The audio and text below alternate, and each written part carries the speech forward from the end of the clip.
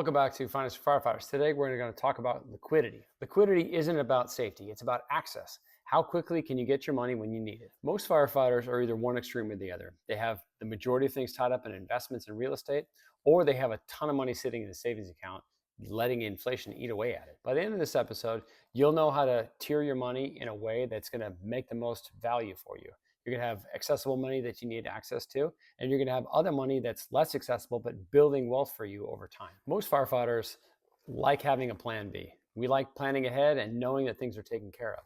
But there's a difference between liquidity and safety. They're not the same thing. Having everything available and liquid for you may feel good, but inflation will eat away at it over time. Having everything invested for growth may feel smart, but if you need access to that money and you have nothing else accessible, now you have no options. Liquidity isn't about fear or comfort. It's about control. You need to have the right balance of access and growth so that you can have access to money that you need when you need it, but you also have money that's growing over time. Let's go through 4 tiers of liquidity. Tier number 1, this is your checking account. It's the most accessible and most liquid money that you have. Direct deposits from your bank account should go in here, and this will cover normal bills, food, groceries, all that kind of stuff accessible for you. This should be 1 to 2 months worth of bills in this account. Anything more than that, you're putting yourself at risk for fraud, theft, things like that. If anybody has access to that account and you have a huge pile of money in there as your savings because you only have one bank account, you are at a much higher risk than somebody else who has that money put in a different account. You can also use a separate bank entirely for your savings account. And you can set this up through either automatic withdrawals or automatic deductions through payroll or automatic transfers out of that checking account.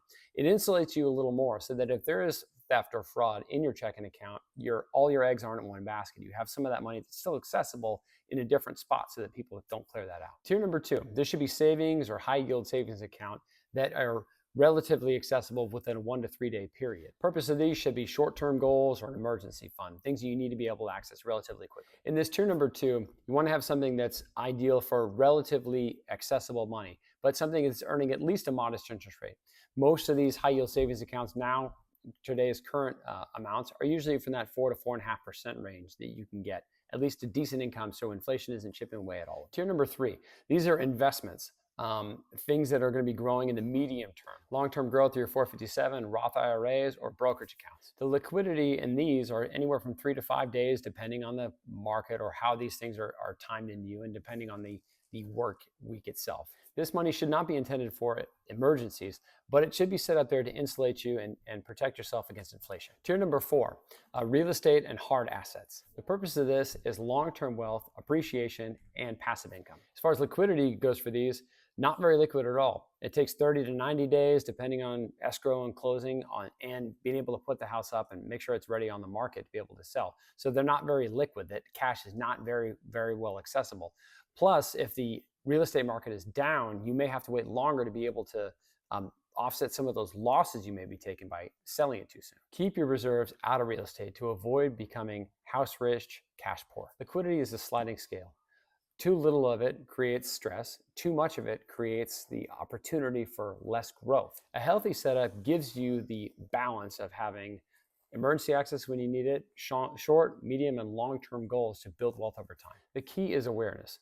Know where your money is, how long it's going to take to access it, and what your goals are in the long term. Know what each dollar's job is. Liquidity isn't about guessing when you need your money. It's about knowing that you have access to it when you need it. You don't need every dollar working for you, but you do need every dollar accounted for. Know where your money is based on the liquidity scale and the tiered system you set up. Which firefighter would you rather be? The one that's forced to sell investments or real estate at a bad time, or the one that's planned ahead for this and has different buckets to draw from when the time comes? Let's go through some common questions. How much income should I keep in cash? Well, the rule of thumb for an emergency fund is anywhere from 3 to 6 months. If you have something else you're planning on purchasing, like real estate or vehicle or some other item in the short term, have that money accessible for you now. Should I use savings or investments for big purchases? If you need the money within 12 months, then keep it in cash or a short-term account. If it's long-term, let the money grow. Is real estate risky if it's not liquid? It's not risky if you have a solid cash buffer. But if you don't have any money to cover some of those items that are required for the real estate, and you don't have that buffer set up in place before you buy the real estate, you may be putting yourself in a difficult situation where you can't cover the renovation costs or some of the improvements you need to do to be able to rent that real estate out. Liquidity is control. knowing how fast you can access your money and where it lives. Too much or too little can create problems. The goal is balance.